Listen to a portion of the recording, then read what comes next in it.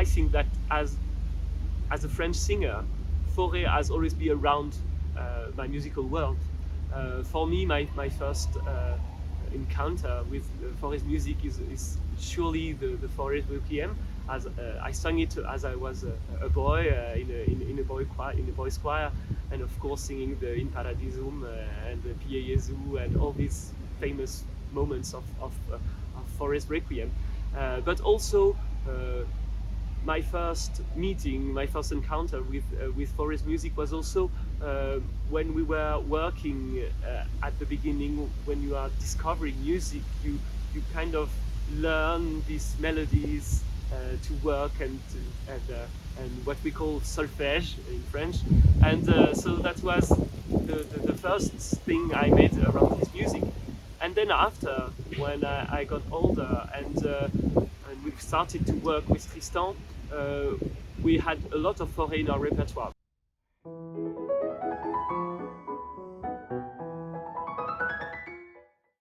For me, Fauré is really a strong personality in the musical world, in the French musical world, and specifically in the repertoire of the melody. And it was important for Tristan and I to pay tribute, especially we are celebrating the 100th year of his death in 2024. So it was important for us to make something around this composer. So at the beginning we decided to make a CD, and it became so hard to find which melody we really wanted to do in the CD, that in the end we had this crazy idea of doing the whole, and we were completely amazed by the quality of all these corpus. For instance, we had never done any note of Le Jardin Clos or La Chanson d'Ève. Of course, there are cycles that were composed for women, but when we jumped into this music, it was clear for us that we wanted to do the lot. As singers, it's really rare that you have the opportunity of getting into one composer's music in the whole, seeing the whole corpus of his work. So it was a huge work for us. It's more than 4 hours of music, and it was an enormous journey. Jouissons, jouissons, jouissons de nos beaux ans. Les jours faits pour la tendresse s'en vont. Actually, both programs, either So Romantique and Jouissons de nos beaux ans, have been thought together as a mixed project of unknown music, unknown French music. So this was interesting for me, with the kind of voice which is mine, to have a landscape of the French music, coming from the Baroque music to the French opéra comique, and having all these 2 or 3 centuries in a row to show that the voice of tenor or haute contre are really linked together. This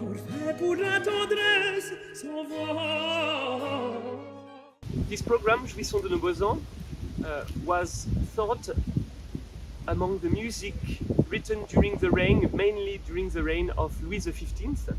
And there were 3 main singers that created all these different parts. For instance, we had this singer called Tribou, and then the singer called Géliot, which is maybe the most famous haute contre in the Baroque history. And the last one was Le Gros.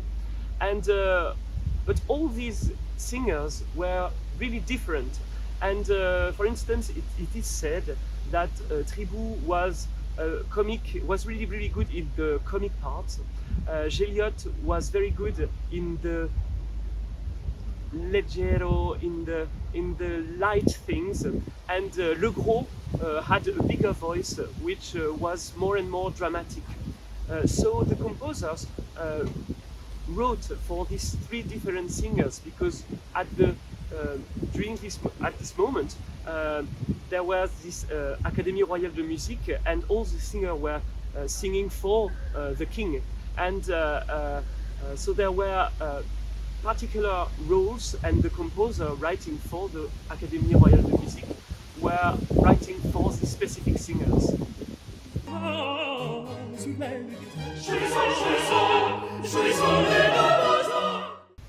The haute contrevoice was really a specificity of French music. You can't find anywhere else a kind of voice that is so particular in any other country in Europe at this moment of the music. The fact that the haute contre is also a very light singer, but also is able to have really dramatic moments, and using not the head voice like you find, for instance, in Italian music at this moment, but using the chest voice, it makes something that is really interesting.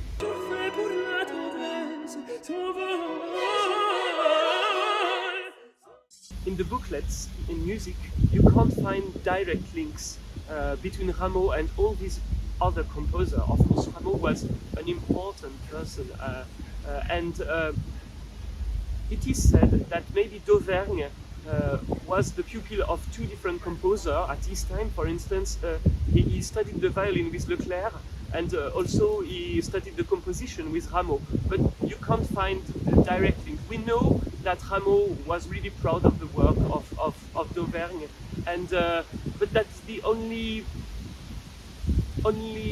link we can find between Rameau and all the other composers you can find in this album. But what is sure is that Rameau was so important for the music of the king at this time, that all these, we can say, secondary composers were really listening to what Rameau was doing, and he had a huge influence in the evolution of the music.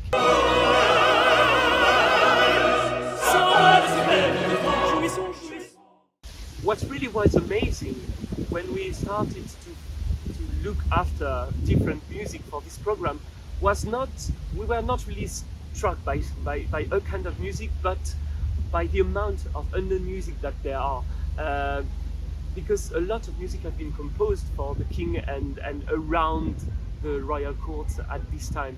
And so when we started to look after this unknown music, we found so many different composers, such as Royer, Boismortier maybe is a bit famous, but also others that were completely unknown. For instance, Niels, Baccarat. So there would be many other CDs that could be done around music that was created at this moment. But we had to choose, and we had to make a choice. So when we read it, it took us maybe 1 or 2 days to read all this music. We chose maybe the one that were a bit different, that could show different kind of music.